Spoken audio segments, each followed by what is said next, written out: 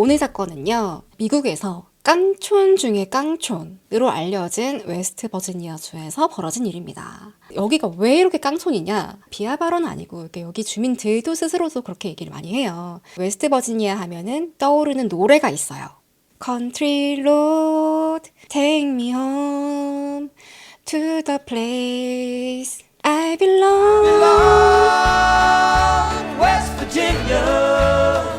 존 덴버, 맞아요. 이 노래에서 웨스트 버지니아가 나옵니다. 이 가사가 보면은 오래되고 나무보다 낡은 천국 같은 내 시골 고향 웨스트 버지니아로 보내주세요. 그래서 미국인들 사이에서도 시골 하면 웨스트 버지니아가 딱 떠오른다고 해요. 면적은 남한의 한 60% 정도? 인구가 170만 명쯤 돼요.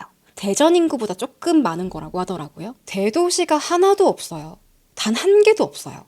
가장 큰 도시가 어디냐면 찰스턴이라고 하는데요. 인구가 4만 6천 명.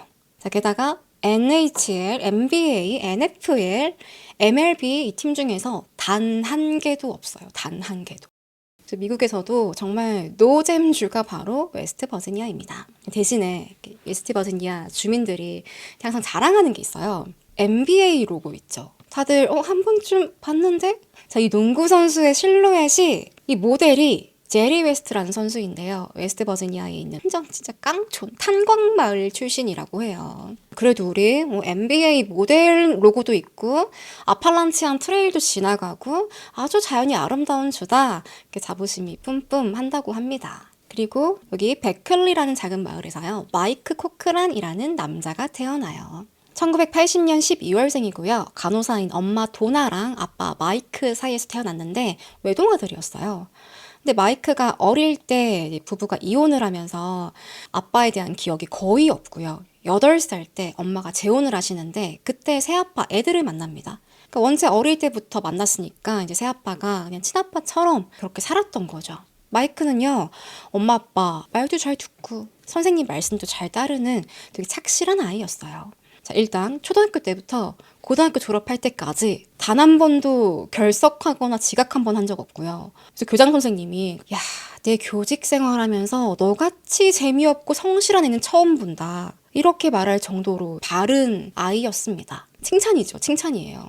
운동을 잘하는데 야구, 농구, 미식축구, 공으로 하는 건 다 하고요. 웨이트 트레이닝을 좋아해서 10살 때부터 방에 그 웨이트 벤치가 있었대요. 10살 때. 그리고 생일 선물도 다른 애들처럼 엄마 저는 플레이스테이션이야. 이게 아니라 저는 그 바벨 세트 사주세요. 그 사주면 그 방 안에서 음악 크게 막 붐붐붐 틀어놓고 막 으차 막 으차 초딩 때부터.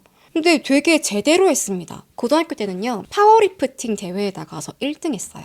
정말 운동에 진심인 거죠. 자, 그러다가 17살 때 마이크가 엄마 도나랑 같이 마을에 있는 스포츠용품 매장에 갔는데 계산을 하고 있었어요. 근데 여자 알바생이 띡띡 바코드 찍다가 유심히 마이크의 몸을 보는 거예요.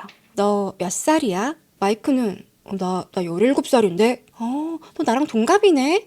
야, 너 근육이 이렇게 커? 나 한번 만져봐도 될까? 마이크는 부끄러워가지고 막 이렇게 머뭇거리니까 농담이야 농담. 근데 이때 옆에 마이크의 엄마가 같이 있었거든요.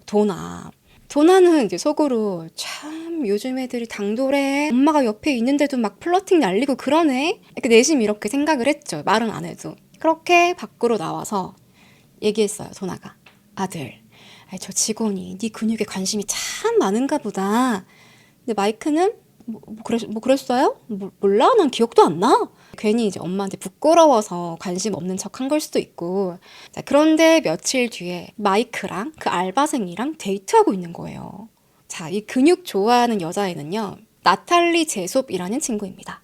근데 나탈리도 성향이 마이크랑 되게 비슷해요. 학교에서 동아리 활동도 되게 열심히 하고 활기 넘치고 공부도 잘했거든요. 그렇게 연인 사이가 됐어요.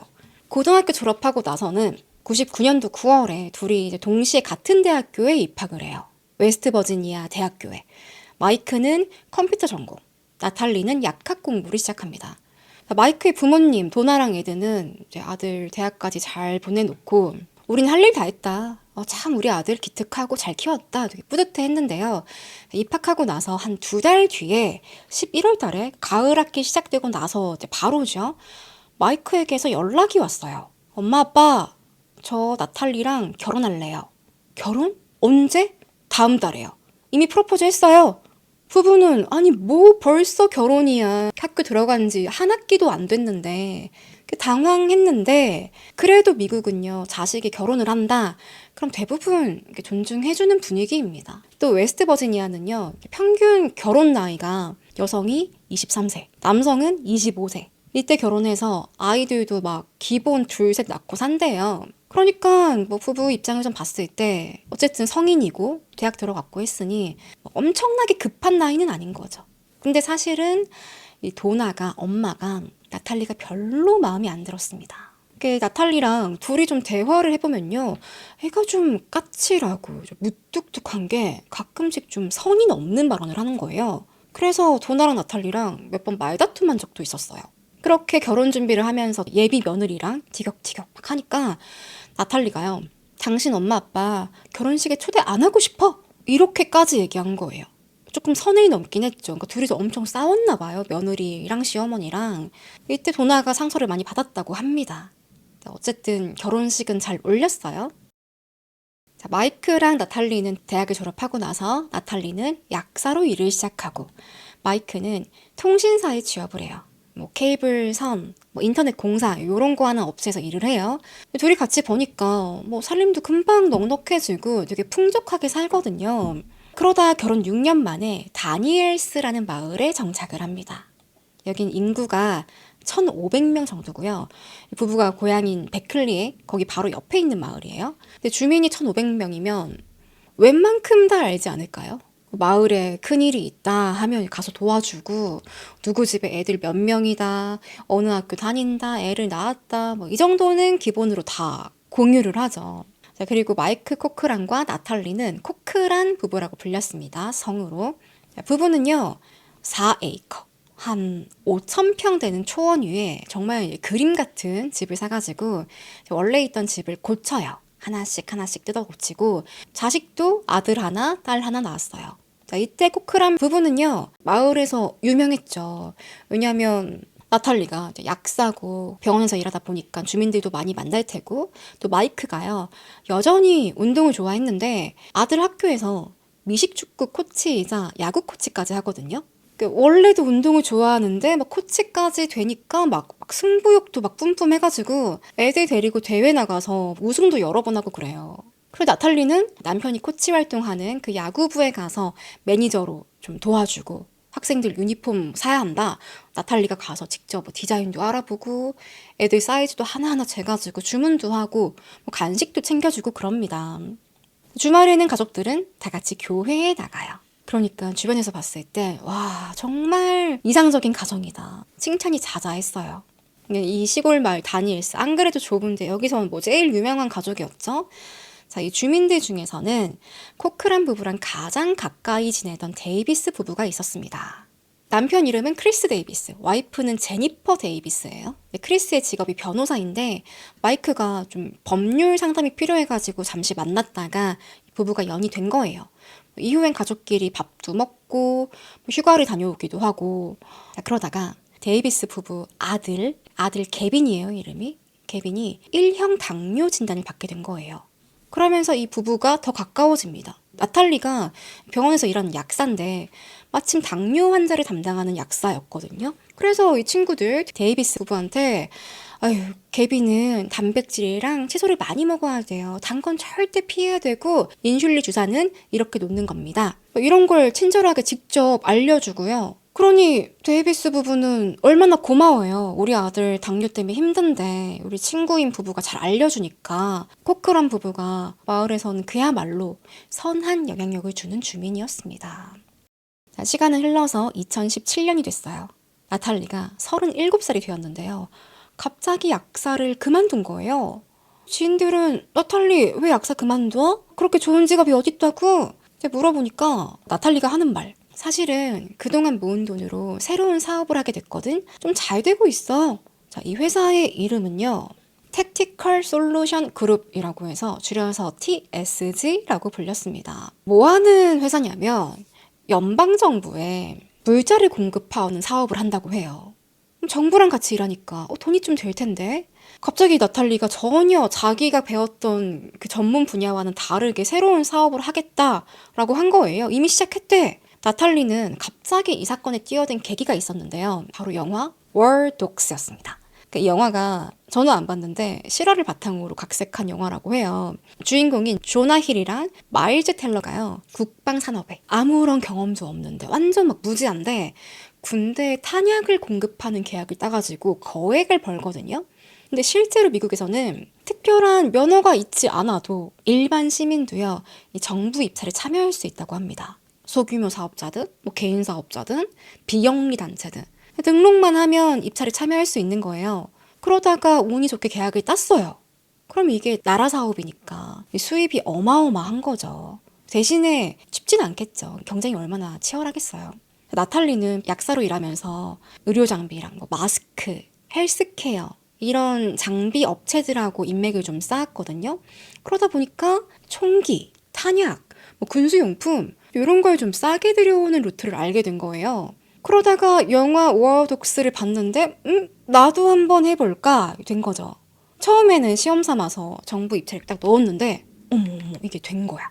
자, 그 뒤에는 미국 국방부, 국토안보부, CIA, 연방정부에서 입찰이 나왔다 하면 수시로 참여했는데 납품도 여러 번 하게 돼요. 이후에 돈을 좀 버니까 코크란 부부가 집도 조금 더 크게 막 증축하고 울타리도 새롭게 치고 차도 좋은 거 장만하고요. 이런 또 작은 마을에서 갑자기 한 가족이 돈을 막 번다 이러니까 금방 소문났죠. 자, 그런데 조금 이상한 게 있었습니다. 나탈리 회사 TSG가 점점 바빠지면서 계약을 많이 따내면서 직원을 뽑았는데요. 이 직원들이 출근을 하면 그냥 그 조그만한 회의실에 앉혀두고 DVD를 틀어줘요. 그 화면에 뭔가 나오는데 뭐가 나오냐? 영화 워독스. 앞서 말씀드린 그 영화. 직원들은 이걸 왜 보라고 하는 거지? 그러니까 마치 전쟁 준비하는 군인들한테 콜 오브 듀티 같은 그런 게임 틀어주고 자 지금부터 시뮬레이션 해보겠습니다. 막 이런 느낌인 거예요. 직원들한테 이 영화를 보고 감상문까지 쓰게 시켰어요. 조금 이상하죠? 자, 그리고 입찰에 참여하려면 시드머니가 있어야 하는데 나탈리는 그 돈을 지인들에게 빌립니다. 가족들, 친구들, 애들 학교 학부모들까지 막 빌리는데 잠깐 빌려서 납품 대금 받으면 정부에서 입금이 되면 또 다시 갚아주고 수입 더해가지고 넉넉하게. 그리고 이렇게 돈을 더 잘 버니까 중학교 야구부에요. 후원도 넉넉하게 해줘요. 그래서 학교에서 나탈리를 야구부 재무 담당자로 지정을 해놓습니다. 실제로 나탈리가 좋은 일을 많이 하거든요. 마을 주민 중에 토니 맥콜이라는 여성이 있는데요. 토니예요. 토니가 세 아이를 혼자 키우고 있었어요. 남편은 백혈병으로 먼저 죽고 혼자 힘들게 키우다가 아들 캐시가 리틀 야구단에 등록을 하면서 코크런 부부를 알게 된 거예요. 이 부부는 마음이 쓰이는 거죠. 아니 애들이 셋이나 되는데 아이들 아빠도 없고 힘들게 살고 있구나. 나탈리는 물론이고 마이크도 같이 내가 아빠 역할을 좀 해줘야겠다. 그래서 가족들이 놀러 갈 때 캐시도 항상 데려가고요. 같이 캠핑도 가고 낚시도 가고 야구 연습도 막 시켜주고 그러거든요. 그러니 토니는 얼마나 고맙겠어요. 어머 코크런 부부 너무 좋은 사람들이야. 만나는 사람들마다 다 얘기하고. 그러니까 이 마을에서는 코크런 부부는 진짜 최고다. 소문이 납니다. 자, 그러다 얼마 뒤에 나탈리가 이 사업이 너무 잘 되니까요. 여보, 마이크, 회사 그만둬. 우리 같이 일하자. 이 부부가 같이 정부 사업을 해요. TSG에. 마이크는 사무실에 앉아서 인터넷으로 깔짝깔짝 하면서 입찰이 어떤 게 올라오나 하면서 눈이 빠져라 이렇게 보고 있고요. 나탈리는 투자 유치 받으려고 발로 뛰기 시작해요. 만나는 사람들에게마다 이번에 우리가 정부 공사 따면 3배로 돌려줄게요. 3배로. 가족들이랑 친구들, 주민들에게 투자를 권유하는데요. 나탈리가 가장 먼저 투자를 받았던 상대가 누구냐? 시부모, 도나랑 에드입니다. 어머니, 그 노후자금 그냥 두면 다 그냥 말라버려요. 저희 부모님도 5달 만에 한 6만 불 벌었을걸요? 6만 불이면 지금 환율로 한 8천, 9천쯤 되거든요. 계속 돈을 투자하래요. 금방 불려주겠다고, 갚아주겠다고. 도나는 좀 고민이 되죠. 그러니까 나탈리가 계속 찔러요. 어머님, 제가 열흘 만에 수익금까지 싹 챙겨서 돌려준다니까요. 도나는 속는 척 2만 불 보냈습니다. 근데 정말 열흘 뒤에 2만 5천 불이 됐어요? 열흘 만에 700만 원을 번 거예요. 그러니까 도나랑 막 애들랑 신나가지고 다음에는 3만 불, 그 다음에는 5만 불 이런 식으로 점점점 금액을 늘리더니 한 2년 반 동안에 무려 25만 불, 3억 6천만 원을 투자합니다. 많이 줬죠. 거의 노후 자금이에요. 자, 그리고 코크란 부부의 절친 이 데이비스 부부도 권유를 받아요. 나탈리는 크리스, 우리가 군 기지에 있는 치과 시설을 만들게 됐는데 당장 큰 돈이 필요해. 지금 못 구하면 계약 날려버리게 됐지 뭐야. 그 치과 만들기만 하면 떼돈 버는 건데 혹시 돈 좀 넣어볼래? 그러니까 크리스가 직업이 변호사입니다. 함부로 돈을 주겠어요? 그래서 그럼 계약서 한번 볼까? 그 입찰 서류 있을 거 아니야? 근데 나탈리가 그게 대회비라서 국방부 계약이라 나도 잠깐 열람해본 게 다야. 출력하면 안 돼. 크리스는 찝찝하죠. 찝찝한데 그간 코크란 부부랑 쌓았던 그 정, 신뢰 이걸 생각하니까 그냥 또 무시할 수는 없는 거예요. 자기 아들 당뇨병 걸렸을 때 도와주지, 마을에 기부도 하지, 어려운 사람들 챙기지. 그래서 계약서 없이 그냥 믿고 투자를 합니다. 근데 또 나탈리가 금방금방 갚더래요. 잘 갚더래요. 수익금까지 더 얹어가지고. 그렇게 크리스는 2년 반 동안요. 무려 51만 1,000달러, 7억 3천만 원을 투자합니다. 어마어마한 돈이죠. 근데 이렇게 큰 거액을 주면서도 별로 의심하지 않았대요. 왜냐면 나탈리가 그 투자자들 리스트를 쭉 보여주는데 투자자 리스트에 다들 익숙한 이름들이 있어요. 이 마을에 있는 뭐 의사, 뭐 경찰. 그래서 크리스는 이 사람들이 다 속지 않고서야 이게 사기일 리는 없잖아. 이렇게 믿었던 거죠. 그리고 나탈리가 투자 설명회도 합니다. 설명회의 요지가 뭐냐? 바로 지금 당장 right now 투자하면 45일 만에 원금 플러스 쏠쏠한 수익금을 더해서 돌려드리겠습니다. 그래서 토니 있죠. 또 왜 이런 일은 참 불쌍한 사람들이 당해. 토니가 이 남편 죽고 아이들 셋 혼자 키우고 있는 이 싱글맘인데 코크란 부부가 얼마나 좋은 사람인지 아니까 자기 돈에 막 가족들, 친구들까지 설득해가지고 투자를 한 거예요. 토니가 투자한 금액은 25만 6천 달러, 하나로 약 3억 7천만 원입니다.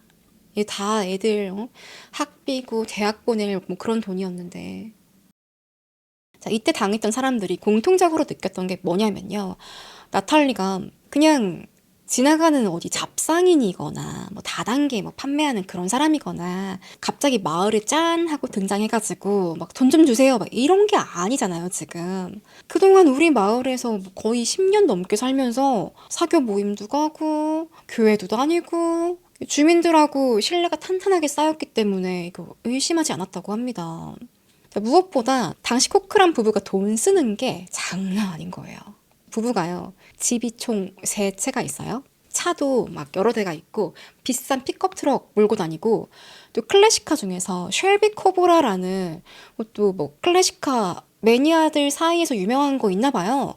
그거 65년도형 장만해가지고 마을 사람들 1명, 2명 태워줍니다. 동네 한 바퀴 부릉부릉 태워주고 또 마이크는 오토바이도 좋은 거 하나 사고요. 비행기 자격증도 따요. 비행기 경납고 하나 매입해가지고 그리고는 우리 부부가 사업을 좀 확장할 거야. 항공 쪽도 해보려고 해.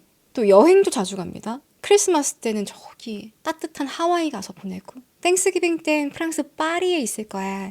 갑자기 졸부가 된 거예요. 특히 이들과 친했던 데이비스 부부 같이 뉴욕에 여행도 갔다고 그러거든요. 이때 코크란 부부가 돈을 다 써요. 다 써.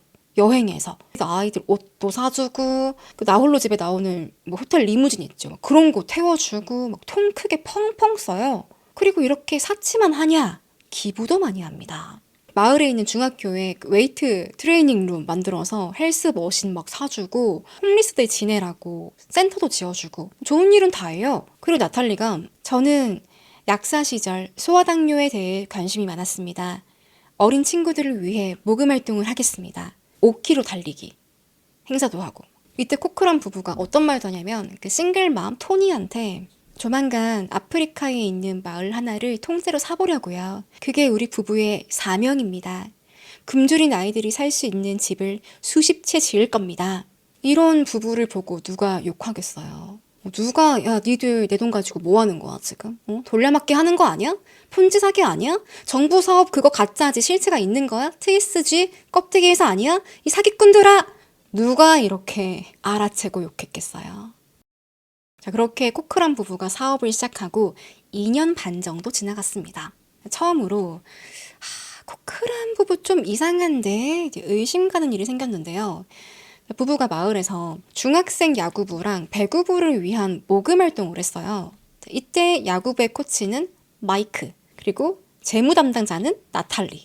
이 부부가 하고 회장은요, 사진 아래에 있는 데이비스 부부의 남편 크리스입니다. 자, 이렇게 자선 행사를 열었더니 모금을 했는데 생각보다 돈이 많이 모인 거예요. 32,000달러? 한화로는 한 4,600만 원쯤 됩니다. 이 돈은 나탈리가 딱 정리해서 반띵 딱 해가지고 2,300은 야구부, 2,300은 배구부 이렇게 넣어줬어요. 모금한 돈을. 그런데 며칠 뒤에 야구부 회장 크리스가 통장을 확인해 보니까 돈이 없는 거예요. 이거 은행에서 실수했나? 은행 전화해서 물어봤대요. 직원은 고객님 지금 잔액은 31달러 25센트가 맞습니다. 한 5만 원밖에 안 남아 있어요. 몇 천만 원 있었는데 크리스는 바로 나탈리에게 연락해서 돈이 사라졌어. 나탈리는 그래? 이상하다. 무슨 일이지? 근데 이 돈을 출금할 수 있는 사람은 나탈리 말고 없거든요. 그래서 크리스가 느낌이 좀 싸해가지고 이제 학부모들에게 얘기를 했어요. 이런 일이 있다. 그래서 이들끼리 몰래 사립탐정을 불러가지고 조사를 합니다. 이 통장 돈이 어디 갔는지. 그렇게 그동안에 있던 거래 내역을 쭉 확인해 보니까 돈이 계속 야금 출금되고 있었던 거예요. 그 내역을 보니까 스포츠 용품점에서 옷 산 거, 예티 아이스박스 구매한 거, 또 이건 왜 샀는지 모르겠는데 활이랑 화살, 또 아마존도 찍혀 있고요. TJ 맥스라는 미국 아울렛 있어요. 거기서 또 한 몇십만 원 결제를 했어. 근데 뭐 이게 야구부에서 사용하는 것들이라면 문제가 없을 텐데 올리브 가든이라는 패밀리 레스토랑에서 뭐 밥 먹고 술 마시고 뭐 그런 것도 있어요. 크리스는 누가 쓴 걸까 이 돈? 나탈리가 썼다? 그럼 이건 아이들의 돈 아니에요. 아이들의 돈이 썼다고? 이건 선 시계 넘은 건데 뿐만 아니라 2018년도 말에요. 마이크의 엄마 도나가 차가 오래돼가지고 새 차를 사게 됐어요. 당장 돈이 필요하니까 아들에게 연락을 했죠. 마이크? 엄마 차 사야 하니까 투자한 거 있지? 이번 주까지 입금해줘. 마이크는 나탈리에게 얘기합니다. 이 재무 담당은 나탈리였거든요. 그래서 나탈리 그 엄마 돈 빨리 줘야 돼. 그러니까 안 돼. 지금은 못 드려. 왜? 그런 게 있어. 지금은 안 돼. 나탈리가 돈을 못 주겠다고 하는데 설명을 못 해요. 이 일로 부부가 크게 다툽니다. 이렇게 되니까 도나는 슬슬 걱정이 되죠. 아니 원래 꼬박꼬박 수익금 잘 줬는데 왜 이렇게 늦지? 이 무렵에 싱글맘 토니도요. 내가 투자한 돈 수익 잘 나고 있나? 보통 뭐 주식을 했다, 아니면 펀드를 샀다. 그러면 이게 뭐 은행 가면 그 거래 내역이라도 볼 수 있을 텐데 뭐 문서가 없어요. 내 수익이 잘 나고 있는지 확인할 길도 없어. 그래서 나탈리한테 물어봤어요. 나탈리, 내가 투자한 돈 잘 되고 있는 거 맞지? 당연하지. 지금 우리한테 3억 4,300만 달러 있거든? 조금만 기다려. 그 투자가들한테 다 배분될 거고 네 목도 잘 챙겨줄게. 3억 4천만 달러는 원화로 5천억입니다. 5천억 원. 1조의 절반. 토니는 와 장난 아니다. 무슨 뭐 대기업인가 했어요. 이때는 토니뿐만 아니라 마을 사람들도요. 우리 시골 마을에 어마어마한 대기업이 생기겠구만. 그러면 고용도 늘리고 사람들도 몰려올 거고 드디어 우리 웨스트버지니아에도 대도시가 생기는 거야. 땅값이 좀 오를까 그럼? 다들 막 들떠 있었습니다. 그래도 일부 주민들은 좀 의심하긴 했죠. 왜냐면 너무 말이 안 되니까. 그러니까 주민들 입장에서는 아니 이거 뭐 실체도 없고 공장이 있는 것도 아니고 직원들이 많이 보이는 것도 아니고 그냥 구멍가게처럼 보이는데 무슨 기업 가치가 그런 기업이 깡촌에 왜 있어. 말이 안 되잖아. 근데 지금 와서 의심하기엔 너무 늦었어요. 이거 다 사기가 맞아요. 애초에 TSG라는 회사는요, 단 한 번도 정부랑 계약한 적이 없어요. 수익이 빵원이에요. 투자가들에게 돌려준 그 수익금 다 돌려막기 한 폰지 사기였습니다. 폰지 사기가 이제 그런 거예요. 새로운 투자자의 돈으로 기존 투자자에게 수익금 주는 거. 돌려막기. 그리고 이 폰지 사기 특징이 참 안타까운 건데 피해자들이요, 다단계처럼 나옵니다. 그러니까 본인이 투자를 했는데 돈을 벌 수 있네? 진짜네? 그러면 자기 가족들, 뭐 친척들, 친구들까지 다 끌어들여가지고 그 시스템이에요. 또 그동안 코크런 부부가 얼마나 좋았어요. 이 인성이. 다들 성실하고 통 크고 그렇다고 해서 이 부부가 엄청 막 치밀하게 전문 지식을 활용해가지고 그렇게 사기친 것도 아니거든요. 누구나 한번 의심해봤다면 알아낼 수 있을 정도였어요. 나탈리는 문서를 위조하는데 문서에다가 이메일이나 보통 레터로 보내요. 그럼 거기다가 이제 구글에서 다운받은 국방부 마크 대충 쾅 찍어가지고 주면은 사람들이 믿었던 거죠. 웨스트버지니아 평균 가구 소득이 최저인 주에 속하는데 하필 사기를 쳐도 그러니까요. 남편은 공범 알려드릴게요. 의심스럽죠 일단. 이 폰지 사기를 부부가 쌍으로 모의해서 한 걸까? 처음에 말 사람들이요, 이게 사기다라는 걸 알게 됐을 때 그런 줄 알았거든요. 이거 부부 사기다. 근데 파보면 파볼수록 마이크는 몰랐던 것 같다. 특히 사기 초반에는요. 나중에는 알았던 것 같아요. 늘 투자해달라, 돈 달라 했던 게 마이크가 아니라 나탈리였거든요. 원래 영업은 나탈리가 뛰고 재무 담당도 나탈리가 있었고 마이크는 그냥 직원처럼 와이프가 시키는 일 옆에서 이렇게 하고 있었던 거예요. 또 마이크의 친구가 말하길 크리스, 마이크도 이 사업에 대한 걱정을 많이 했대요. 특히 나탈리가 투자금을 안 돌려줄 때. 크리스, 나탈리가 요즘에 정부에서 대금 빨리빨리 안 준다는데 이거 큰일이야. 계속 미뤄지면 어떡하지?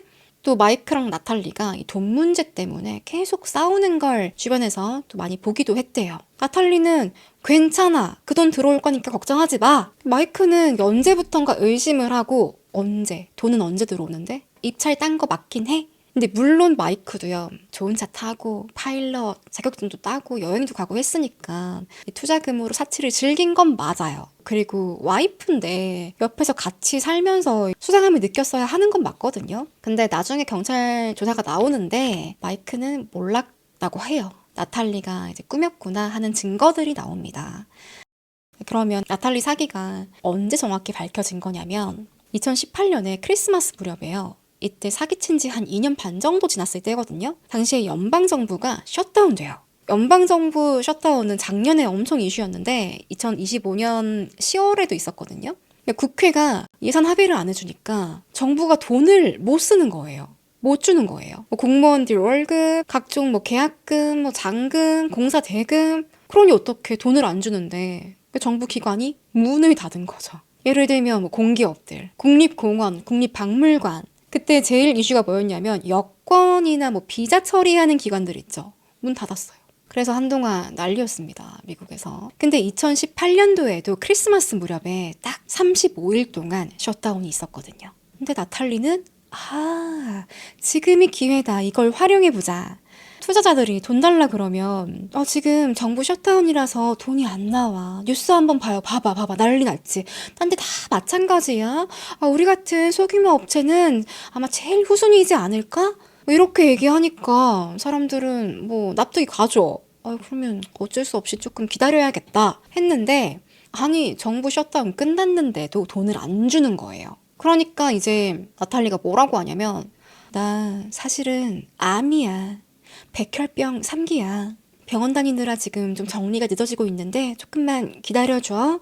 갑자기 백혈병 걸렸다고. 이 얘기를 듣고 시어머니 돈 아가요. 막 벙벙 울면서 아가 넌 강하니까 이겨낼 수 있을 거야. 암 치료 잘하면 금방 나을 거야. 요즘 병원들 좋아. 그러니까 나탈리가요. 아니에요 어머니. 전 치료 안 받을래요. 하나님한테 모든 걸 맡기고 싶어요. 제가 죽으면 하나님 옆으로 가는 건데 전 그걸로 됐어요. 도나는 아니다 얘야. 아이들도 있고 남편도 있는데 무슨 소리야. 요즘 기술이 좋아서 완치되는 사람들 많아. 아니에요, 어머님. 괜히 병원 다니면서 피해줄 바엔 그냥 가족들과 행복하게 지낼게요. 그 도나랑 다른 가족들은 저 불쌍한 거 저 어떡하냐고. 옆에서 맨날 울면서 다들 무너졌대요. 남편 마이크도 마찬가지. 또 데이비스 부부도 우리가 뭐 도와줄 거 없어? 백혈병? 백혈병? 그럼 혹시 우리 골수가 맞을지 모르잖아. 병원 가서 골수 검사 해보자. 진짜 가서 병원 가서 남인데 가족도 아닌데 막 골수 검사 해보고 그랬대요. 근데 백혈병. 이 백혈병이라고? 자, 이때 의심한 사람이 딱 한 명 있었습니다. 누구냐면 토니 맥콜. 토니의 남편이요. 백혈병으로 돌아가셨거든요.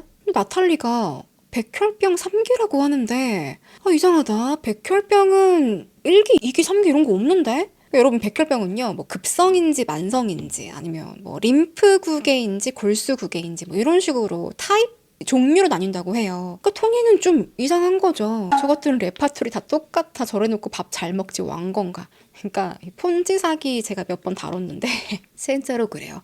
자기 병 걸려서 죽는다고 하는 사람들이 사기꾼들이 있어요. 토니는 이상하죠. 아니 나탈리가 약사인데 그런 것도 모르나 싶기도 하고. 근데 얼마 뒤에 나탈리를 만났습니다. 만났는데 나탈리는 나 요즘 항암 치료 때문에 머리카락 빠지고 있어. 오빠 여기 머리 한가운데 여기 탈모 온 거 보이지? 아니 분명히 항암 치료 안 받는다고 했는데 뭐 마음이 바뀌었나 보지? 좀 이상하긴 해요. 근데 그 순간에 토니가 이거 거짓말 같다. 바로 딱 눈치를 채는데요. 근데 이게 머리가 빠진 게 아니라 그러니까 머리가 이렇게 듬성듬성 이렇게 빠져 있다라고 얘기를 하면서 이렇게 보여주는데 이렇게 빠지면 여기가 맨들맨들해야 하는데 이렇게 거뭇거뭇하게 면도한 흔적이 있는 거예요. 이렇게 빠진 게 아니야. 이렇게 면도칼로 이렇게 민 흔적이에요. 토니는 남편 생전에 그런 모습을 많이 봤기 때문에 이제 알고 있는 거죠. 만지면 이렇게 까끌까끌해. 이때 바로 이거 싸한데? 내 돈 괜찮은가? 나탈리가 왜 거짓말하고 있지? 불안했습니다. 자, 그러다가 이제 이렇게 다들 조금씩 이제 의심을 하고 있었어요. 그러다가 2019년 2월 6일 아침이었어요. 자, 이날은 마이크랑 나탈리 부부가 무려 전용기를 타고 미팅 가기로 한 날인데 버지니아주에 있는 뱅크 오브 아메리카에 가기로 했습니다. 근데 아침에요. 데이비스 부부 와이프 제니퍼에게 문자가 띵 온 거예요. 보낸 사람은 나탈리. 제니퍼, 나랑 마이크가 감기가 너무 심하네. 병원에서 스테로이드 용량 높은 걸로 처방받았는데 인슐린까지 맞아야겠어. 인슐린 바이알 하나 주문하려고. 이게 어떤 일이냐면 부부가 감기에 걸렸나 봐요. 미팅 가야 하는데 못 가게 됐어요. 근데 병원에 갔는데 스테로이드를 좀 세게 맞았나 봐요. 나탈리가 감기가 심하게 걸려서 폐렴이라고 주장을 했어요. 그러니까 그 정도로 이제 감기가 독하니까 스테로이드 세게 맞겠다. 근데 환자가 스테로이드를 갑자기 세게 많이 맞으면 혈당이 확 올라가지고 임시 조치로 인슐린을 투여하는 경우가 있다고 합니다. 이 얘기를 제니퍼한테 하니까 제니퍼는 깜짝 놀라서 어머 그래? 많이 안 좋아? 그러면 우리가 가지고 있는 거 하나 줄게. 제니퍼는 아들이 당뇨니까 집에 늘 인슐린을 보관했거든요. 이걸 급하게 준 거예요. 그렇게 제니퍼가 남편 크리스 시켜가지고 크리스가 한 오전 10시 반쯤에 오전입니다. 아침에 인슐린 한 바이알이랑 또 아프다고 하니까 좀 잘 먹으라고 건강식품 막 이런 거 챙겨가지고 갖다 줬어요. 나탈리 집 문 앞에 딱 걸어두고 왔는데 한 2시간 뒤에 12시 반이 됐습니다. 제니퍼가 문자로 사진을 한 장 딱 봤는데요. 보낸 사람 나탈리. 사진은요. 마이크가 집 안에서 주방에서 이렇게 쓰러져 있는데 의식을 잃고 쓰러져 있어요. 제니퍼는 깜짝 놀라서 어머 무슨 일이야 이게. 괜찮아? 그러니까 나탈리가 마이크가 갑자기 부엌 싱크대에서 토하고 발작 일으키더니 철푸덕하면서 쓰러졌어. 근데 괜찮아. 공사 인부들이 마이크 소파로 옮겨줬거든? 큰일 아닐 거야. 점점 좋아지고 있어. 근데 사진을 딱 보면 누가 봐도 의식을 잃고 이렇게 쓰러져 있는데 이게 괜찮을까? 싶은 거죠. 이 친구네 부부는. 당시에 공사 인부들이 마이크를 소파로 옮겨준 건 맞아요. 근데 그때 이 인부들도 아니 이 병원에 가야 하지 않을까요? 상태가 좀 안 좋은데요? 그러니까 나탈리가 제가 약사거든요. 약사. 문제 없어요. 걱정하지 마세요. 이후에 뭐 친구들, 주민들 마이크가 쓰러졌다 이런 소문이 났는데요. 나탈리는 괜찮아. 마이크 지금 자고 있는 거야. 곧 나아질 거야. 이런 반응이었습니다. 이때 마이크 친구 경찰관 존도 이 소식을 듣고서 친구 걱정돼가지고 집으로 찾아왔어요. 이렇게 왔더니 마이크의 소파에 누워있는데 얼굴이 완전 창백해가지고 막 되게 가쁜 숨을 쉬고 있더래요. 골골대면서. 누가 봐도 상태가 안 좋아요. 자, 경찰관 존은 나탈리, 아니 마이크 빨리 병원에 데려가야지. 나탈리는 나 약사라니까 괜찮아. 그리고 마이크가 병원을 극혐하거든. 안 돼, 안 돼. 절대 가면 안 돼. 존은 답답하니까 와이프에게 연락을 했어요. 와이프 의사였거든요. 스테파니, 아 빨리 마이크 집으로 잠깐 와봐. 마이크 이상해. 근데 나탈리가 말을 안 듣네. 병원으로 가야 하는데 아 얘가 계속 병원으로 안 가겠대. 그렇게 스테파니가 의사가 달려왔어요. 집으로. 마이크 보자마자 나탈리 지금 빨리 병원 가야 돼. 큰일 나. 그런데 끝까지 나탈리는 안 돼. 마이크가 병원 싫어한다니까. 나한테 화낼 거야. 화내면 내가 책임질게. 지금 위험하다고. 자, 이렇게 강하게 얘기를 하니까 나탈리가 버럭하면서요. 다 나가! 내가 말이야. 약학 박사 가지고 있는 사람이야. 내 남편은 내가 제일 잘 알아. 결국에는 다 쫓겨나요. 의사하고 경찰이고 다 쫓겨나요. 과연 마이크는 괜찮은 걸까요? 자, 이날 저녁 6시 반이 됐습니다. 마이크가 오전에 10시 반에 쓰러져가지고 이제 계속 병원에 못 가고 저녁까지 된 거예요. 크리스가 나탈리에게서 문자를 받아요. 저기 잠시 우리 집에 올 수 있어? 아무래도 병원에 가야 할 것 같아. 이제서야. 지금 쓰러진 지 거의 7시간, 8시간 됐는데 이제서야. 크리스는 급하게 이제 막 마이크 집으로 갔어요. 근데 마이크가 아무런 반응이 없어. 그냥 가만히 소파에 누워있는 거예요. 근데 마이크를 보니까 바지에 오줌을 싼 거예요. 나탈리, 언제 이랬어? 한 2시간쯤 됐나? 그 2시간 전에 이미 실금을 한 거예요. 그럼 빨리 병원으로 데려가야지. 가야지. 근데도 그대로 방치한 겁니다. 크리스는 급하게 마이크 차에 태워서 막 응급실로 막 가는데 도착했을 때 보니까 마이크의 혈당 수치가 21이었어요. 21. 저도 막 혈당에 대해 자세히 모르는데 21이면요. 혼수 상태가 올 정도라고 해요. 생사의 기로에 있을 정도로 이렇게 낮은 상태라고. 의사가 검사를 하니까 마이크에게 심각한 뇌부종이 있습니다. 뇌부종 뭐냐면 뇌가 부은 거예요. 뇌가 부어버렸어. 출혈이 심하거나 되게 심각한 외상 후에 생긴다고 해요. 자, 어쨌든 마이크는 지금 생사의 기로에 있어요. 자, 그러면 나탈리가 지금 병원에 데려가지도 않고 남편 방치하고 했던 게 가장 큰 문제이기는 한데 이런 상황이면 빨리 마이크의 가족들에게 알려야 할 거 아니에요. 시부모님한테. 근데 부모님이 전혀 몰랐어요. 마이크가 병원에 온 게 저녁 한 7시쯤이거든요. 근데 밤에 한 10시 반쯤 돼서야 전화도 아니야. 시어머니 도나에게 연락을 하는데요. 진짜 뭐 앞뒤 컨텍스트 하나도 없이 사진을 띵 보냈습니다. 그 사진이 뭐냐면 이거예요. 아니 도나가 이거 보고 얼마나 놀랬겠어요. 깜짝 놀랐죠. 무슨 일인가. 도나도 간호사란 말이에요. 마이크가 만약에 집에서 쓰러졌을 때 오전에 만약에 도나에게 연락을 했다면 그래도 아들이 이렇게 방치하지 않았을 겁니다. 급하게 도나랑 애들랑 부랴부랴 이제 병원으로 가는데 기가 막히죠. 아들 이런 꼴 보고 있는데. 결국에 마이크는 더 큰 병원으로 옮겨가요. 찰스턴 메디컬 병원으로. 아까 찰스턴이 가장 큰 도시라고 했죠. 자, 이쯤 되니까 의료진도 마지막 확인에 들어갑니다. 흉골 자극. 흉골 자극이 뭐냐면 의식이 없는 환자에게 하는 건데요. 여기 가슴 가운데 있는 뼈를 손가락으로 이렇게 꾹 눌러요. 꾹 눌러서 아프게 하는 거예요. 일부러. 이 환자가 정말 의식이 없는 건지 아니면 깊게 잠든 건지 확인을 하는 건데 만약에 의식이 있다. 그럼 절대 참을 수 없다고 해요. 너무 아파서. 간호사가 흉골 자극 꾹 했더니 기적처럼 마이크가 눈을 떴습니다. 의식이 있었던 거예요. 가족들은 다 환호하고 막 기뻐서 막 눈물을 펑펑펑펑 흘려요. 아들아 마이크야 뭐 이러면서. 근데 나탈리는 좋아하기는커녕 옆에 앉아서 뭐 하냐면 노트북으로 뭐 작업하고 있더래요. 존재하지도 않는 그 입찰 작업하는 거지. 그냥 남편에게 관심이 없어요. 이게 되게 도나가 봤을 땐 좀 이상해 보였다고 해요. 아니 쟤는 지금 남편이 의식이 오나 안 오나 지금 이런 상황에서 뭐 하고 있는 거지? 하지만 기쁨도 잠시. 마이크는 한 4일 정도 생사의 기로에 있다가 의사가 가망이 없습니다. 이제 인공호흡기 떼야 합니다. 연명치료를 할 거냐 말 거냐인데 이걸 또 참 나탈리가 결정을 해야 되거든요. 와이프니까. 나탈리는 어쩔 수 없죠. 인공호흡기 제거해주세요. 제거하고 다음 날 19년 2월 11일에 마이크는 38살의 나이로 숨을 거둬요. 이후에 나탈리는 우리 불쌍한 남편의 이름으로 장학재단을 만들겠습니다. 코치 마이크 코크런 레거시 장학금이라는 제도를 만들어서요. 자, 이게 뭐냐? 마이크가 생전에 운동 코치해준 아이들 있죠. 근데 그 친구들에게 장학금을 주는 건데요. 장학생으로 선정된 학생들은 대부분 누구였냐면 나탈리에게 투자했던 그 학부모들의 아이였습니다. 어쨌든 나탈리가 죽은 남편의 이름으로 재단을 만든 건데요. 고등학교, 대학교까지 마이크의 이름으로 8년간 전액 장학금을 지급하겠습니다. 이렇게 발표를 하니까 학부모들은 좋아했죠. 나탈리 대단해, 정말 최고야. 근데 사실은 그 돈이 그 돈인 건데. 그 돈이 일로 갔다가 일로 온 건데 다시. 그러니까 나탈리를 보면요.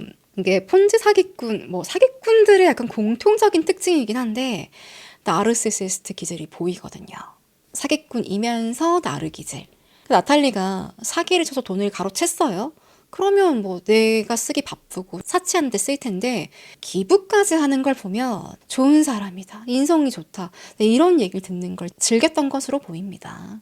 왜냐면 나중에는 사기친 돈 다 없어가지고 금고가 바닥 나 있는 상태에서도 기부를 하거든요. 그러니까 뭔가 그 뽕맛을 못 잊은 거야. 사람들이 대단해.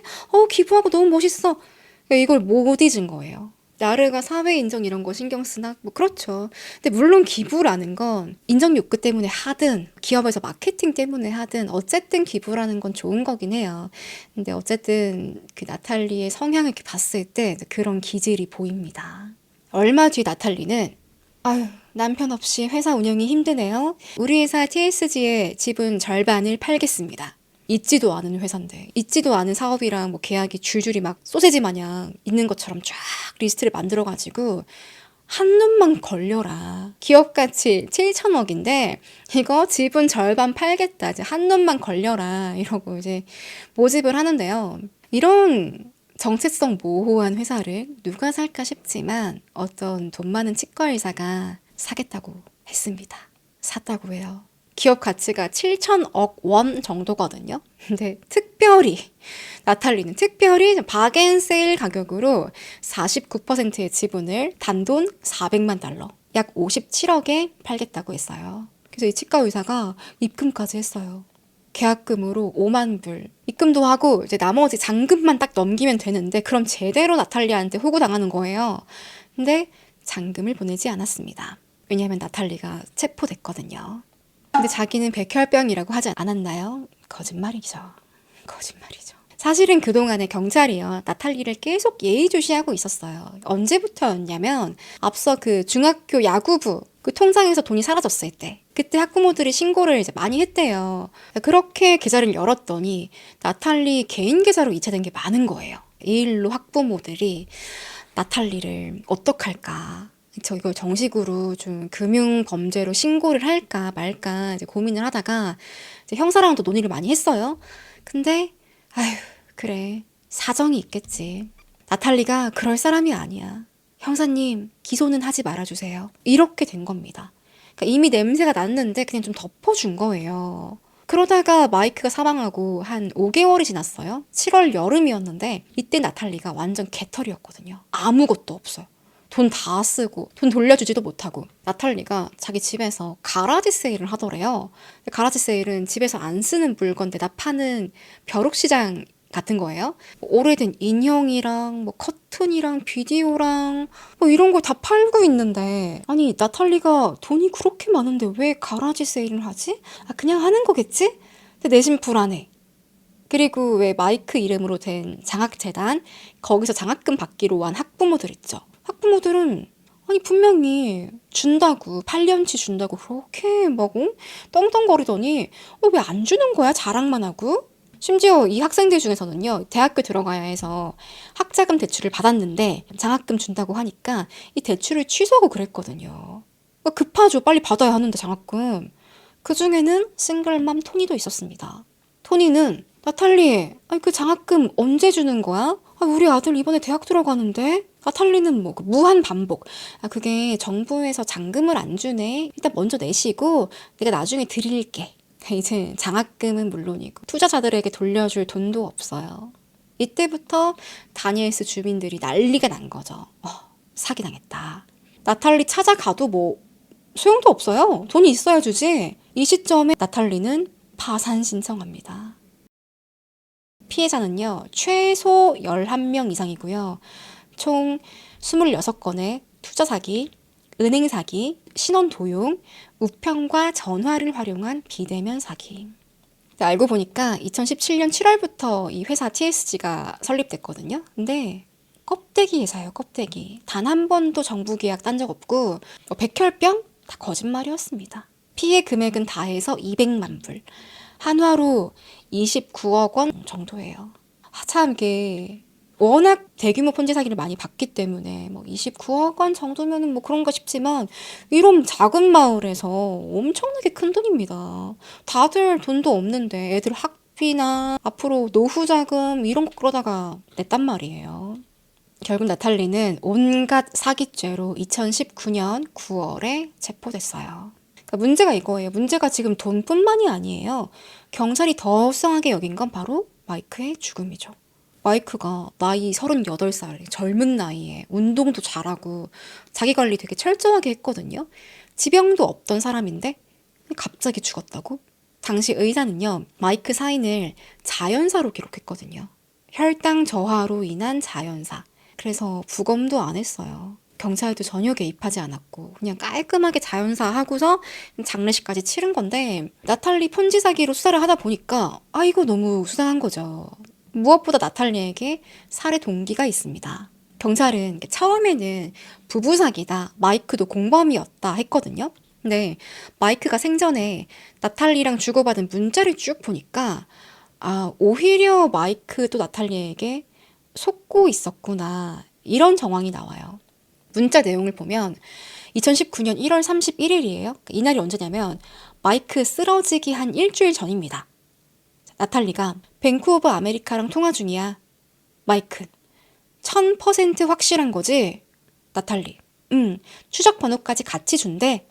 그러니까 돈을 주기로 했는데 계속 입금이 안 되니까 마이크가 계속 물어본 거예요. 그리고 나흘 뒤에 다시 문자를 보내요. 마이크가 돈 입금 안 됐어. 나탈리, 알아. 아침 7시에 입금해도 9시까지는 표시가 안 될 거래. 88만 달러랑 297만 달러는 오늘 중으로 들어올 거고 480만 달러는 오전에, 2380만 달러는 내일쯤 들어올 거래. 금액이 커서 지연된 거라고 하네. 다 거짓말이에요. 이런 거액이 오간 적이 없어요. 이런 큰 금액을 계약한 적도 없어. 약사였던 건 사실인 거죠. 그냥 약국 직원 아니죠. 약사였던 건 사실이 맞습니다. 마이크는 답답하죠.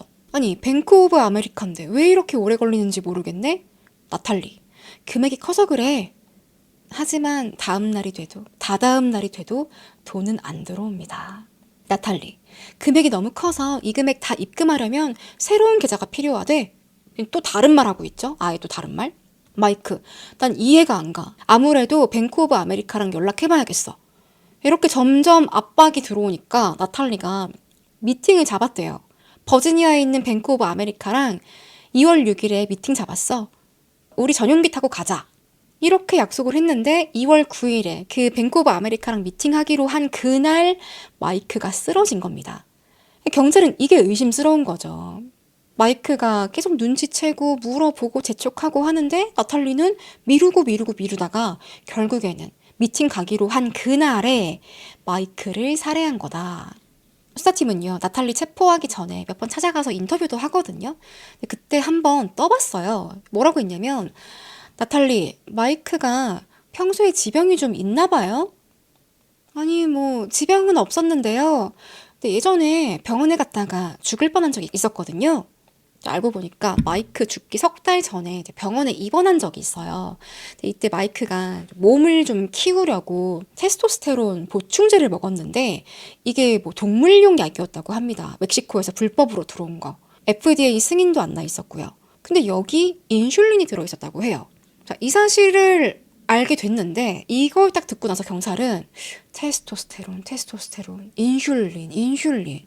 아니 그러면 마이크가 죽기 전에 인슐린 때문에 고생한 적이 있었다는 건데 이제 뭔가 그 인슐린이란 단어가 떠나지 않는 거죠. 이걸로 경찰이 나탈리에게 계속 물어보니까 나탈리는 제가 약사거든요. 잘 알아요. 보디빌더 중에서 인슐린 조절해서 근육량 조절하는 사람 많거든요. 그러니까 마치 이 뉘앙스가 뭐냐면 마이크처럼 운동을 하는 사람은 인슐린 주사랑 친하다. 이런 분위기를 풍기는 거죠. 자, 근데 여기서 경찰이 캐치한 게 하나 있습니다. 마이크가 테스토스테론 보충제 때문에 병원에 실려갔다고 했는데 나탈리는 계속 제가 가끔 마이크에게 인슐린 주사도 놔주기도 해요. 막 이런 얘기를 해요. 계속 병원에 간 얘기는 왜 하는 거지? 테스토스테론 보충제 왜 얘기하는 거지? 결국에는 나탈리가 하고 싶은 말은 뭐냐? 제가 가끔 인슐린을 놔준다. 마이크는 가끔 인슐린을 투여받는 사람이다. 이렇게 얘기하는 거죠. 자, 일단 경찰은 돌아가고 나서 나중에 19년 6월에 사기 혐의로 먼저 체포를 합니다. 나탈리를. 근데 이때 경찰이 집안에 이제 압수수색을 하는데 냉장고에서 인슐린병 하나가 나왔어요. 나탈리, 냉장고에 왜 인슐린이 있죠? 어디에 쓰려고요? 집에 당뇨 환자가 있나요? 나탈리는 당황해하면서 그건 개빈 거예요, 개빈. 제가 좀 빌린 거예요. 왜 앞서 데이비스 부부가 자기 아들 인슐린을 급하게 빌려줬거든요. 마이크 쓰러진 날. 그게 남아 있었던 겁니다. 경찰은 뭐 그런 거 모르겠고 아니 인슐린을 처방받아야지. 이걸 왜 빌렸습니까? 라고 물어보니까 답을 못해요, 나탈리가. 자, 그래서 이 인슐린을 준 부부, 데이비스 부부를 찾아갔어요, 경찰이. 그러니 부부는 맞아요, 우리가 빌려줬는데? 오 마이 갓. 설마 그 인슐린 때문에 마이크가 죽은 거예요?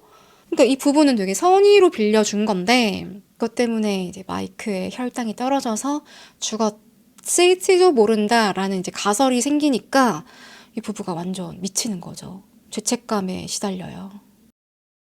자, 이날 수사팀은 확신합니다. 나탈리가 자기 지식을 바탕으로 그놈의 약사 인슐린을 투여해서 마이크를 살해했구나. 2020년 9월에요. 나탈리 체포된 지 한 1년 반 만에 재판이 열립니다. 살인죄는 아니고 폰지 사기 혐의에 대한 재판이었거든요. 나탈리는 무죄를 주장합니다. 왜 사기꾼들 전형적인 패턴 있죠. 제가 사기를 치려고 한 게 아니라요. 분명히 제가 그 돈을 잘 굴려가지고 좀 수익금 더 주려고 했는데 이 나라 경제가 안 좋아지고 사업이 잘 안 되니까 돈을 못 돌려주게 된 겁니다. 안 돌려준 거 아니에요? 제가 마음만큼은 꼭 갚고 싶습니다. 결국엔 나탈리가 검찰이랑 딜을 해요. 일부 불법 자금 거래랑 비대면 사기 이런 것만 유죄를 이제 인정을 하는데 2021년 5월 1일에 11년형 받고 헤이즐턴 교도소에 수감됐습니다. 20억 원대 사기를 치고 11년형 받은 거예요. 그리고 투자가들에게 250만 달러 배상해라 명령을 했는데요. 사실은 이 사기당한 돈은요. 없다고 배째면 못 받아요. 이게 현실이에요. 아무리 내가 처벌을 하고 돈을 받고 싶어도 돈이 있어야 주지. 사기로만 받은 거죠? 네, 맞습니다. 아무튼 나탈리는 뭐 돈이 없어요. 감옥에서 뭐 경제활동을 얼마나 하겠어요. 그러니까 이렇게 뜯기면 그냥 못 받는다고 봐야 돼요. 되게 안타까운 현실이죠. 그리고 다시 1년이 지나서 2021년 11월에 수사팀은 나탈리가 이제 마이크를 살해한 1급 살인 혐의로 기소를 합니다. 수사팀은 마이크가 처음에 응급실 왔을 때요. 그때 혈당 수치가 21이라는 걸 확인을 했어요. 근데 이런 수치가 나오는 건 인위적으로 인슐린을 이제 인위적으로 과도하게 투여하지 않은 이상은 불가능하다고 본 거예요. 근데 집에 누가 있어요? 나탈리밖에 없는데. 나탈리가 누구예요? 약사인데. 주사를 놔줄 수 있는 사람인데. 그러니까 이건 나탈리 짓이다 이거죠. 또 나탈리는 집에 주사기도 있고요. 또 당시 데이비스에게 빌리긴 했지만 인슐린에도 되게 쉽게 접근할 수 있는 사람이었습니다. 또 인슐린이 몸에 어떻게 작용하는지도 정확하게 알고 있는 약사예요. 그렇지만 정황 증거밖에 없어요. 물리적인 증거를 찾기가 어렵습니다. 그러니 피고는 나탈리는 무죄를 주장하는 거죠. 증거 있어? 있어요? 없잖아. 그래도 검찰은 나탈리 기소하는 데까지는 성공했어요. 그렇게 재판은 여러 차례 연기되다가 2025년 1월에 열렸습니다. 작년에. 나탈리는 여전히 무죄를 주장하는데요. 이 재판이 이슈가 엄청 크게 됐거든요. 미국 언론들 되게 관심 많았었고, 왜냐하면 이게 검찰이 정황 증거만 가지고 과연 어떻게 나올 것인가, 여기에 주목을 하는데요. 나탈리 변호인 측은 나탈리는 사기꾼입니다. 하지만 살인마는 아닙니다. 검찰이 제시한 논리는 추측과 암시에 불과합니다. 마이클을 살해했다는 직접적인 증거는 아주 부족합니다. 라고 주장을 하고요. 검찰은 나탈리에게 살해 동기가 있습니다. 자기가 저지른 폰지 사기가 마이크 때문에 들통날 위기에 처해지자 마이크를 살해한 것입니다. 여기서 가장 큰 쟁점이 뭐냐면 마이크의 사망 원인이에요. 왜 죽었는지, 인슐린 때문인지 아닌지 그걸 밝혀야 하는 건데, 일단 마이크가 쓰러진 날 아침에 나탈리가 데이비스 부부한테 뭐라고 했냐면, 감기 때문에 마이크가 스테로이드 젤을 너무 많이 맞았어. 그래서 인슐린이 필요해. 라고 문자를 보냈어요. 자, 그러면 스테로이드는 어디서 맞은 거냐? 근데 이걸 알아보니까 감기에 걸렸다고 의사한테 간 거죠. 그날 아침에. 근데 의사는 약만 주겠다고 했습니다. 약만. 나탈리가 내가 약사인데요. 저 주사 잘 놓을 수 있거든요. 주사로 바꿔주세요. 스테로이드 주사로 바꿔달라고 한 거예요. 근데 이때 의사도 나탈리 친구였어요. 왜 스테파니 있죠. 마이크 소파에 이렇게 누워있을 때, 쓰러져가지고 누워있을 때 그때 왔던 그 의사 스테파니입니다. 그러니까 스테파니는 나탈리랑 좀 친분도 있고, 나탈리가 약사고 자기가 잘 할 수 있다고 하니까 스테로이드 처방을 해준 거예요. 참고로 미국은요, 주마다 조금 다른데 약사가 주사를 놔주는 경우가 많아요. 보통 백신 있죠. 독감 주사나 코로나 백신 이런 거 약국 가면 맞을 수 있거든요, 바로. 그래서 나탈리가 마이크에게 주사를 했는데 너무 많이 투여했다. 혈당이 높아진 거죠. 낮춰야겠네? 그 순간 데이비스 부부한테 연락을 해서 인슐린이 필요하다라고 말을 하니까 데이비스 부부가 갖다 준 거죠. 어쨌든 자, 이런 상황은 나탈리가 어떤 의도를 가지고 이렇게 했는지, 인슐린 놓고 왜 어떤 의도를 가지고 이렇게 했는지는 알 수가 없지만, 일단은 마이크에게 치명적인 뭔가가 왔어요. 자금이 왔어요. 쓰러졌어. 그러면 마이크를 살릴 수 있는 시간이 충분했단 말이에요. 그때 뭐 했냐 이거죠. 너가 만약에 의도치 않게 마이크가 쓰러진 거다. 그럼 그 뒤엔 너 뭐 했는데? 이날 마이크 친구들, 지인들 집에 여러 명 왔다 갔다 했는데, 그중에는 경찰도 있고 의사도 있고 빨리 병원 가야 된다 했는데, 근데 유일하게 나탈리만 절대 안 돼. 마이크가 병원 가는 걸 엄청 싫어한단 말이야. 극구 반대했어요. 그래서 스테파니 의사가 집으로 돌아가고 나서 너무 걱정되니까 나탈리한테 연락해서 지금 마이크 혈당 얼마나 나와? 이렇게 물어봤거든요. 근데 이때 정상이야 라고 말했습니다. 정상일 수가 없어요. 나중에 응급실 갔을 때 21이었으니까. 거짓말한 거예요. 이런 내용들을 지인들이 다 진술하거든요. 법정에서 증언을 하거든요. 검찰은 이것 보세요. 나탈리가 거짓말한 겁니다. 또 검찰이 나탈리한테 왜 마이크 병원으로 안 데려갔냐라고 물어보는데, 나탈리가 마이크는 병원을 정말 싫어합니다. 죽기 몇 달 전에 멕시코에서 가져온 테스토스테론 자극제를 먹었어요. 검은 곰팡이에 중독된 적도 있고요. 그때마다 제가 병원으로 데려갔는데, 아니 왜 그런지 모르겠지만 병원에 데려가면 마이크가 절 가만두지 않겠다고 협박했어요. 마이크가 몸이 아파서 병원에 가는데 왜 병원에 가는 걸 극혐했을까? 이게 사실인지 아닌지는 몰라요. 모르는데 마이크는 없으니까. 그래도 사람이 죽기 직전인데, 그리고 누구보다 마이크의 상태를 잘 알고 있는 사람이 나탈리인데 왜 안 데려갔냐 이거죠. 약사라는 사람이. 법정에는 아주 결정적인 증인이 등장합니다. 부검이 유리배 박사예요. 나중에 마이크 시신 부검하거든요. 정말 다행인 게 화장을 안 했어요. 무덤에서 다시 꺼내가지고 부검을 했는데 제대로 된 사인이 나오는데 바로 인슐린 과다 투여로 인한 사망이다. 명확하게 결론 났어요. 명확하게. 이건 정황 증거 아니죠. 그러니까 변호사가 뭐라고 하냐면, 역으로 나탈리는 마이크 시신을 화장하지 않았습니다. 화장해야 증거가 사라지는데 왜 매장을 했을까요? 그러니 살인이 아닙니다. 그러니까 정말 나탈리가 치밀하게 남편 죽인 거라면 화장을 했을 거라 이거죠. 근데 안 했으니까 살인이 아니다라는 건데 제가 봤을 땐 나탈리가 똑똑해 보이진 않습니다. 검찰 반응도 마찬가지였어요. 아니 백혈병도 3기라면서 잘 알아보지도 않고 거짓말하고 하는데 아니 뭐 증거인멸하겠다고 화장을 고려할 수준인가 싶은 거죠. 또 검찰이 데려온 핵심 증인 수사관 밥 하인즈인데요. 이제 밥은 폰지 사기 수사했던 담당 형사예요. 밥이 말하길 마이크는 나탈리가 사기치는 걸 몰랐습니다. 돈 왜 안 들어오냐, 뱅크 오브 아메리카 직원이랑 미팅 언제냐, 막 이렇게 재촉도 하고 하기도 했고, 또 뱅크 오브 아메리카 직원하고도 인터뷰를 해보니까 이 직원도 하는 말이 자금 흐름은 오직 나탈리만 알고 있었다고 합니다. 그러니까 검찰이 주장하는 살해 동기에 더 힘이 실렸죠. 마이크가 재촉하고 마이크에게 들킬 것 같으니까 죽여버린 거다. 자, 이렇게 되자 변호인단 뭐라고 하냐면 마이크는 원래 건강한 사람이 아닙니다. 보디빌딩에 엄청 집착하고 스테로이드까지 맞으면서 집착했고요. 마이크가 검은 곰팡이균에 노출돼서 병원에 입원도 했는데 원래 몸이 안 좋은 사람입니다. 검은 곰팡이균은요.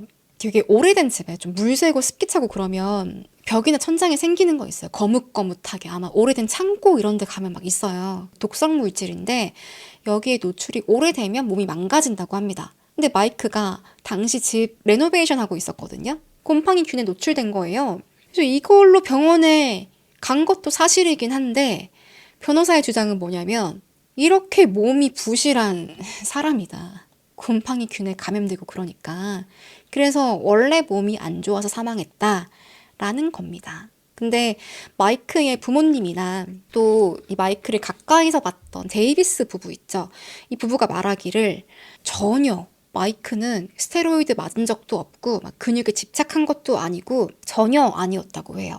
뭐라고 얘기하냐면 크리스가요. 친구 부부 남편 크리스가 보디빌딩 하는 사람이라면 식단 관리 엄청 빡세게 하고 되게 좋은 것만 먹고 그러지 않나요? 근데 마이크는 맨날 피자 먹고 과자 먹고 냉동식품 먹었는데 피자를 안 먹은 날이 없어요. 근데 무슨 몸 관리한다고 스테로이드를 맞는다는 겁니까? 이렇게 증언을 합니다, 법정에서.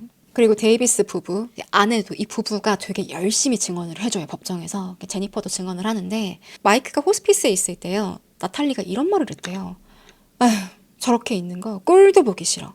베개로 그냥 얼굴 눌러버리면 안 돼? 제니퍼, 나 좀 도와줘. 같이 마이크를 죽이자고 했다는 거예요. 어차피 마이크가 고통스러워하니까 그냥 우리가 죽여버리자. 마이크 얼굴 베개로 눌러가지고 이렇게 얘기했대요. 제니퍼는 당시에는 너무 힘들어하니까 마이크가 참 이런 말도 할 수 있나 보다 싶었는데 지금 생각하니 섬뜩한 거죠. 자, 이렇게 수많은 증인들이 나와서 나탈리에게 불리한 증언을 합니다. 솔직히 물리적인 증거 정말 없어요. 정말 부족하긴 해. 근데 미국은 배심원제니까 배심원들은 판단을 해야죠. 자, 결과는요. 단 2시간 만에 판결이 나옵니다. 나탈리 1급 살인 유죄. 마이크 죽은 지 6년 만이었거든요. 이 부모님, 도나랑 새아버지 에드는 막 눈물을 흘리면서 환호했어요. 얼마나 마음고생 심했겠어요. 나탈리한테 돈 뺏겨, 아들까지 뺏겨. 그래도 나탈리가 유죄가 나와서 그나마 좀 반겼다고 하는데요. 자, 이렇게 되자 나탈리에게 마지막 기회가 주어져요. 멀시 페이지라는 단계인데 나탈리 지금 1급 살인 유죄 나왔으니까 뭐 거의 사형 아니면 종신형이거든요. 이런 죄수에게 기회를 줍니다. 잘 빌어라. 열심히 빌어라. 자비를 베풀어 주소서라고 빌면 이제 배심원들이 형량을 좀 깎아줄지 말지 이제 고민을 하는 단계가 있어요. 보통 사형수들은 무조건 거치는데 이제 지금 나탈리 경우는 종신형이 예상이 되니까 이제 준 것 같아요. 만약에 나탈리에게 배심원단이 자비를 베푼다 그러면 한 15년 뒤에 가석방 가능한 종신형이 나오고요. 아니면 가석방 없는 종신형이 나옵니다. 이거 잘 비냐 안 비냐 이거에 따라서 가석방 있냐 없냐로 바뀌는 거예요. 자, 이렇게 멀시 페이지가 시작이 되는데 먼저 나탈리의 딸 니콜이 등장해요. 당시 재판 받을 때 이제 니콜은 성인이었거든요. 니콜은 배심원단 앞에 앉아서 울면서 얘기하는데요. 엄마 편이었어요. 니콜은. 엄마랑 함께했던 수많은 순간을 잃었습니다. 졸업 파티 준비도 제가 운전면허 딸 때도 생일과 크리스마스, 땡스기빙, 대학 입학식에도 엄마는 없었습니다. 더는 엄마를 잃고 싶지 않아요. 제발 자비를 베풀어 주세요. 나탈리도 막 펑펑 울면서 막, 저에겐 아이가 둘이나 있습니다. 종신형은 너무 가혹합니다. 나탈리 어머니도 나와가지고 우리 딸이 감옥에서 성찰 일기를 쓰고 있습니다. 진심으로 반성하고 있습니다. 이 3대가 배심원에게 호소하는 겁니다. 3대가. 자, 그러면 배심원은 아니 뭐 나탈리 측 말만 들을 수는 없죠. 유족 측 말도 들어봐야죠. 마이크의 부모님 그리고 데이비스 부부까지 나와서 발언을 하는데 특히 아빠, 새아버지 에드가 한 말이 배심원 가슴을 쿵 때렸어요. 저는 마이크의 새아버지 에드 볼트입니다. 지금 이 자리에 서 있는 제 마음은 슬픔과 분노 그리고 끝없는 고통으로 가득 차 있습니다. 매일 집 밖 창문 너머로 마이크가 직접 만들었던 사냥용 사다리를 볼 때마다 가슴이 무너집니다. 같이 사냥 가자고 들떠있던 아이의 얼굴이 떠오르기 때문입니다. 저는 지금도 그 사다리 앞에 앉아 큰 떡갈나무 아래서 만약에 라는 생각만 반복합니다. 악은 여러 얼굴을 하고 있습니다. 하지만 어떤 모습이든 악은 반드시 책임져야 합니다. 나탈리는 책임져야 합니다. 이 피고에게 왜 자비를 베풀어야 합니까? 저는 아니라고 생각합니다. 왜냐하면 나탈리는 마이크에게 단 한 번의 자비도 베풀지 않았기 때문입니다. 그러니까 저는 이 말에서 되게 공감된 게 뭐냐면 악은 여러 가지 얼굴을 가지고 있다. 악은 정말 악마죠. 악마는 엄마일 수도 있고 딸일 수도 있고 아버지일 수도 있어요. 근데 어쨌든 책임은 져라 이거예요. 그건 네 사정이야. 결과는 어떻게 됐을까요? 이 빈 게 잘 먹혔을까요? 3대가 빌었는데 안 됐어요. 가석방 없는 종신형이 선고됐습니다. 근데 여기에 대해서 이게 나탈리의 가족 때문이다라는 얘기가 있거든요. 왜냐면 마이크의 가족이 아버지 에드가 발언할 때 나탈리 쪽의 가족들 있죠. 법정에 나왔던 뭐 가족들, 친구들 이 사람들이 법정을 나가버렸어요. 그러니까 듣고 싶지 않아서였겠지. 마이크 아버지가 발언하는 거 듣고 싶지 않으니까. 근데 그게 뭐 그 심정은 알 수는 없지만 그래도 유족이 발언하고 있는데 함께 슬퍼하고 미안해하고 같이 빌고 뭐 이래도 지금 나탈리가 감형 받을까 말까 아니에요. 근데 자리를 떴으니 이걸 과연 배심원들이 좋게 봤을까? 진심으로 반성하는 것처럼 보였을까? 생각이 드는 거죠. 괘씸죄 맞아요. 괘씸죄예요. 그것 때문만은 아닐 수도 있는데 어쨌든 배심원들이 자비를 베풀지 않았습니다. 그렇게 나탈리는 1991년 이후에 웨스트버지니아 주에서는 이 멀시 페이지가 받아들여지지 않은 최초의 여성 살인범이 됐습니다. 예상했던 대로 재심 요청도 하는데요. 다 기각, 여전히 교도소에 수감 중이에요. 나탈리 범행은 저도 처음엔 폰지 사기인 줄 알았거든요. 처음엔 사기였어요. 하지만 끝은 살인입니다. 나탈리는 그냥 뭐 돈이라면 자기의 이익을 위해서라면 나의 평판을 위해서면 아이들의 아빠까지 뺏을 수 있는 사람이에요. 근데 되게 참 좀 기분이 그랬던 게 법정에서 딸은 엄마 편에 들어요. 그거 보고 많은 생각이 들더라고요. 참 아이들만큼은 그 악을 물려받지 않고 잘 자랐길 바랍니다. 자, 오늘 사건은 여기까지입니다.